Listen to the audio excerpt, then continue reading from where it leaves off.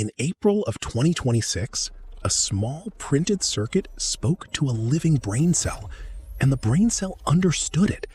Not metaphorically.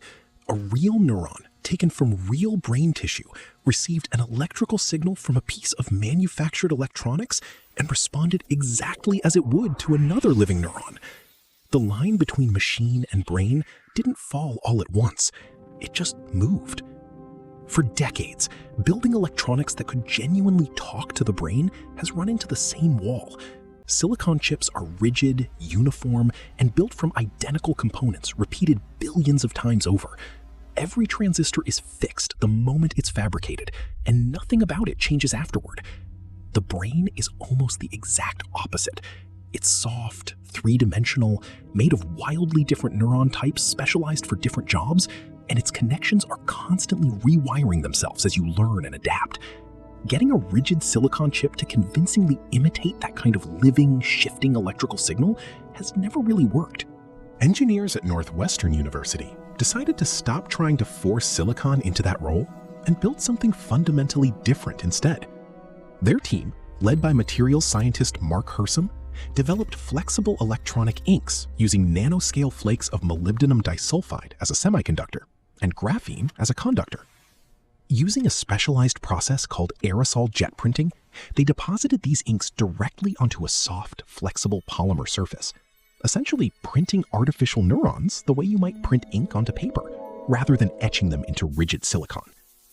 The real test came when they needed to know if this actually worked, not just on paper, but against living tissue. Northwestern neurobiologist Indira Ryman's team took slices of real mouse cerebellum and applied electrical signals generated by these printed artificial neurons directly to the living cells. The result was the breakthrough. The artificial neurons produced signals realistic enough that the real biological neurons responded, activating in patterns consistent with genuine neural communication.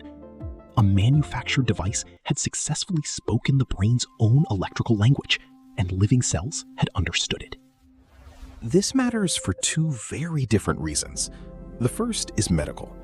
Devices that can communicate directly with the nervous system point toward future brain-machine interfaces and neuroprosthetics, implants that could eventually help restore hearing, vision, or movement by directly interfacing with the exact tissue those functions depend on.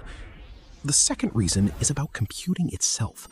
The brain remains the most energy-efficient computer known to exist, accomplishing enormously complex tasks using a fraction of the power a modern data center burns through.